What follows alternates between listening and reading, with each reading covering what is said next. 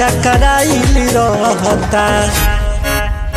अपन गाँव छोड़ी हमरे गावे आइल रहता। हो अपन गाँव छोड़ी हमरे गावे आइल रहता। हमर जीजा जी के भाई पगल आइल रहता। हमर जीजा जी के भाई पगल आइल रहता। हमर पतरे कमहर बालू भइल रहता।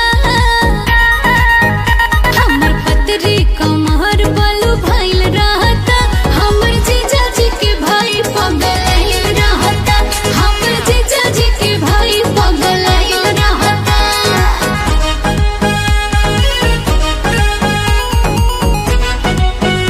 हमर जीजा जी के भाई पगल आइल रहता। करत बाटे बरियारी हो त दे दाना ओकरा के गारी हो।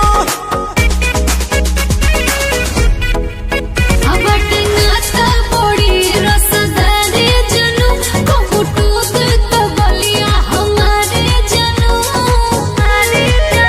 तुमसे मिले खाती मन बौराइल रहता। अपन गाँव छोड़ी हमरे गावे